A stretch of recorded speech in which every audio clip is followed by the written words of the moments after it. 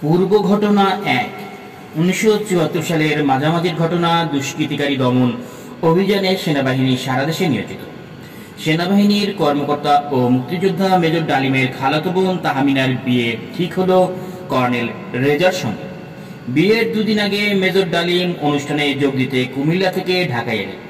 ঢাকার ইস্কার্ডন গার্ডেনস্থ বিখ্যাত লেডিস ক্লাবে বিয়ের বন্দোবস্ত করা হয়েছে।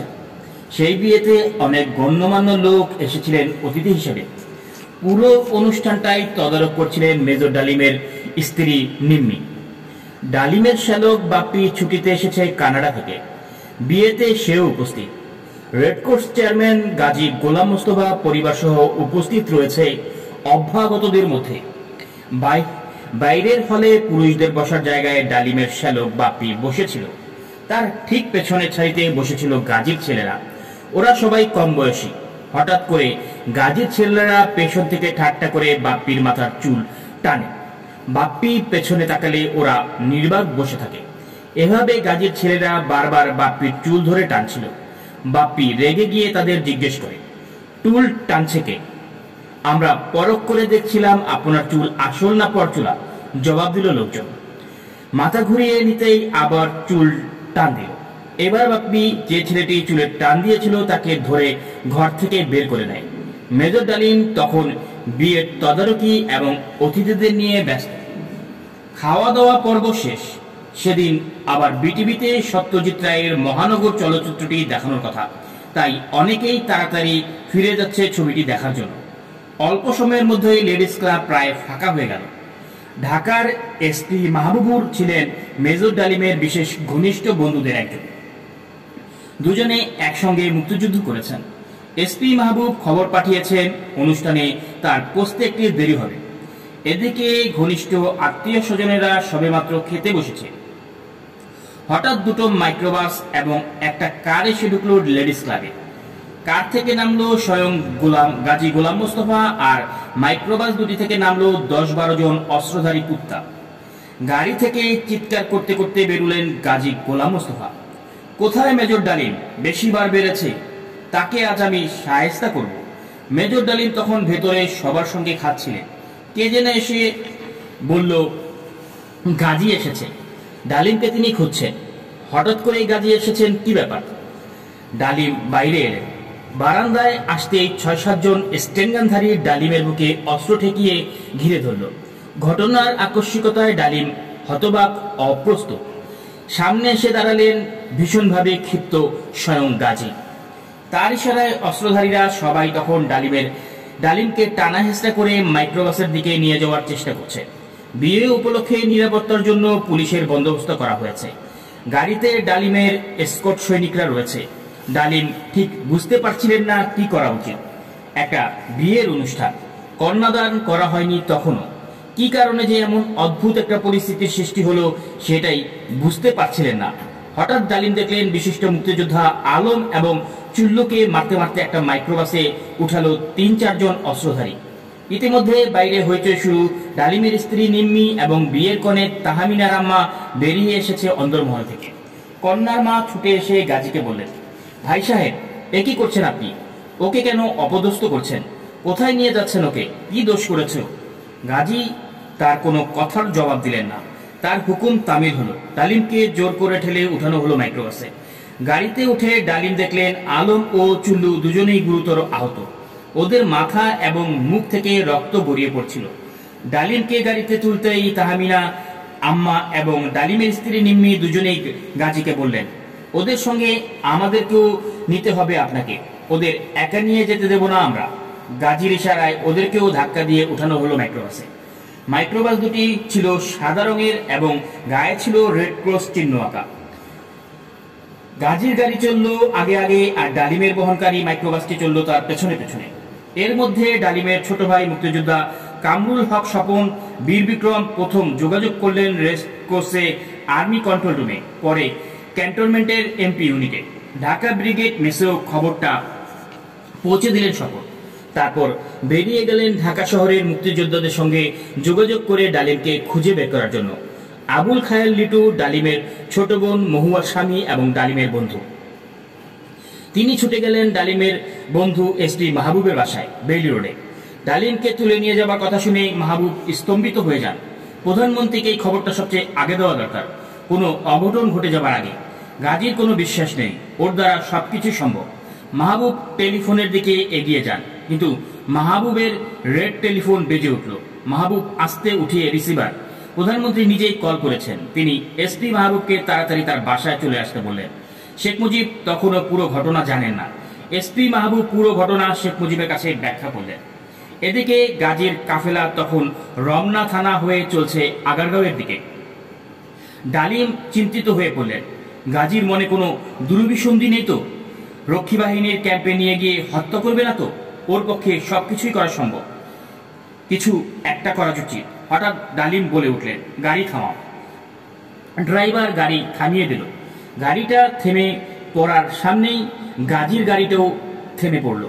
ডালিম তখন অস্ত্রধারী একজনকে লক্ষ্য করে বললেন, গাজীকে ডেকে আনতে।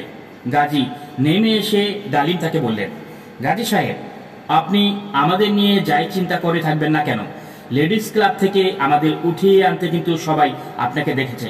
তাই কোনো কিছু করে সেটাকে বেমালুম হজম করে যাওয়া আপনার পক্ষে কিন্তু সম্ভব হবে না। ডালিমের কথা শুনে কি যেন ভেবে তিনি আবার তার গাড়িতে উঠলেন। গাড়ি ঘুরিয়ে গাজী এবার চললেন ধানমন্ডি 32 নম্বরের প্রধানমন্ত্রীর বাড়ির দিকে। কলাবাগান দিয়ে 32 নম্বর ঢুকে মাইক্রোবাসটা শেখ সাহেবের বাড়ির গেট থেকে একটু দূরে একটা গাছের ছায়ায় থামতেই ইশারা করে গাজী তার গাড়ি নিয়ে সোজা গেট দিয়ে ঢুকে প্রধানমন্ত্রীর বাড়ির ভেতর। সেকেন্ড ফিল্ড আর্টিলারি রেজিমেন্টের সদস্যরা তখন শেখ সাহেবের বাড়ি পাহারা দিচ্ছে। মেজর ডালিম একবার ওদের ডাকার কথা ভাবে, আবার ভাবলেন এর ফলে যদি গোলাগুলি শুরু হয়ে যায় তবে ক্রসফায়ারের বিপদের ঝুঁকি বেশি। এই সমস্ত চিন্তা করতে করতেই হঠাৎ দেখলেন লিটুর সাদা টয়োটা কারটা পাশ দিয়ে এগিয়েছে শেখ সাহেবের বাড়ির গেটে থামল। লিটুই চালাচ্ছিল গাড়ি।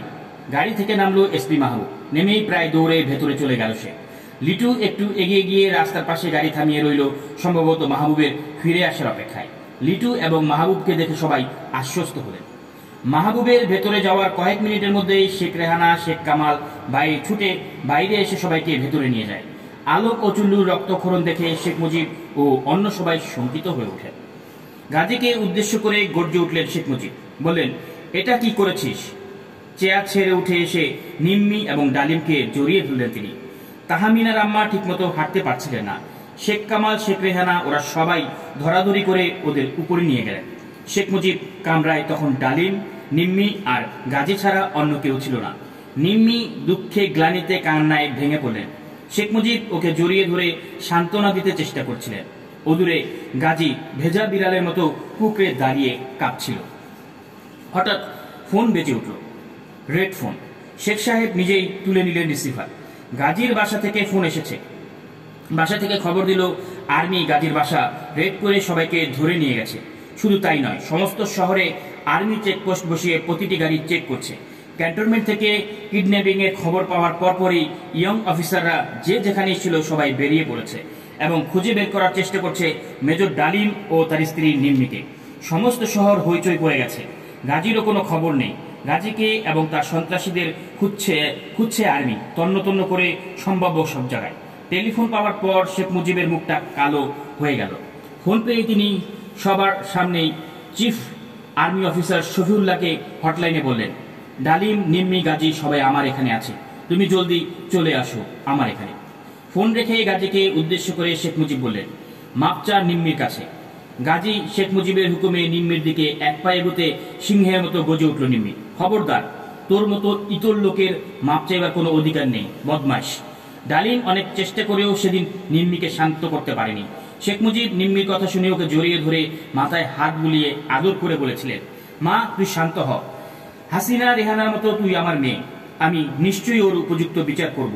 অন্যায়, ভীষণ অন্যায় করেছে গাজী, কিন্তু তুই মা শান্ত হ বলেই শেখ রেহানাকে ডেকে তিনি নিম্মিকে উপরে নিয়ে যেতে বললেন। শেখ রেহানা এসে নিম্মিকে উপরে নিয়ে গেল। ইতিমধ্যে জেনারেল শফিউল্লাহ এবং ঢাকা ব্রিগেড কমান্ডার সাফায়েত জামিল এসে পৌঁছেছে। শেখ মুজিব তাদের সবকিছু খুলে বলে জেনারেল শফিউল্লাহকে অনুরোধ করল গাজীর পরিবারের সদস্যদের ছেড়ে দেবার বন্দোবস্ত করতে। General Shafiullah red course control রুমে অপারেশন কমান্ডার মেজর মোমেনের সঙ্গে কথা বলার জন্য টেলিফোন তুলে নিলেন। হ্যালো মোমেন, আমি শফিউল্লাহ বলছি। প্রাইম মিনিস্টারের বাসা থেকে। ডালিম, মিন্নি গাজী ওরা সবাই এখানেই আছে। প্রাইম সৈনিকদের ফিরিয়ে দাও এবং গাজী সাহেবের পরিবারের সদস্যদের ছেড়ে দাও। মেজর মোমেন অপর প্রান্ত থেকে জেনারেল শফিউল্লাহকে পরিষ্কারভাবে জানিয়ে দিলেন, কিডন্যাপ করে নিয়ে যাওয়া অফিসার এবং তার স্ত্রীকে না পাওয়া পর্যন্ত গাজী ও তার 17 জন অবৈধ অস্ত্রধারী সন্ত্রাসীকে তার হাতে সমর্পণ না করা পর্যন্ত গাজীর পরিবারের কাউকেই ছাড়া সম্ভব নয়।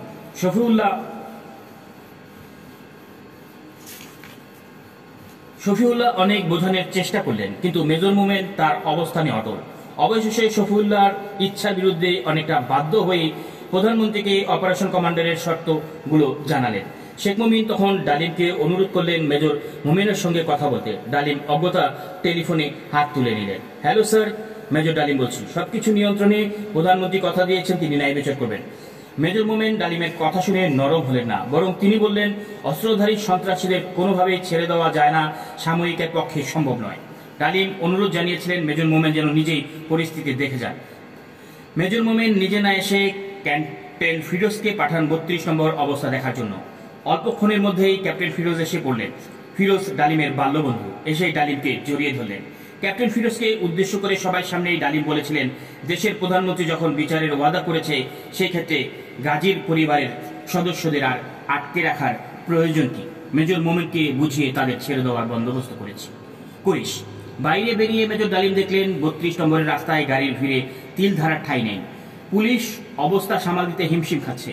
বন্ধু বান্ধবরা যারা জানতে পেরেছে কিডন্যাপিং এর ব্যাপারটা, তাদের অনেকেই এসে জড়ো হয়েছে স্বতঃস্ফূর্তভাবে। ডালিমকে দেখে সবাই ঘিরে ধরল। সবাই জানতে চায় কি প্রতিকার করবেন প্রধানমন্ত্রী এই জঘন্য অপরাধে। সংক্ষেপে যতটুকু বলার ততটুকু বলে ডালিম ফিরে এলেন লেডিস ক্লাবে। এসপি মাহবুবে এলেন সঙ্গে। সুবিচারের আশ্বাস দিলেও তা ভঙ্গ করে শেখ মুজিব সেনা শৃঙ্খলা ভঙ্গের দায়ে মেজর ডালিম ও মেজর নূর সহ 8 জন বীর মুক্তিযোদ্ধা অফিসারকে চাকরি থেকে বরখাস্ত করলেন। ঢাকা ক্যান্টনমেন্ট জুনিয়র অফিসারদের মধ্যে তৈরি হলো দারুণ উত্তেজনা। সেনাপ্রধান জেনারেল শফিউল্লাহ এই 2 অফিসারকে বরখাস্ত না করার জন্য জোর সুপারিশ করলেন ও শেখ মুজিব তা প্রত্যাখ্যান করতে অস্বীকার করলেন। ঘটনাটি ক্ষুদ্র হলেও এর প্রতিক্রিয়া ছিল সুদূরপ্রসারী।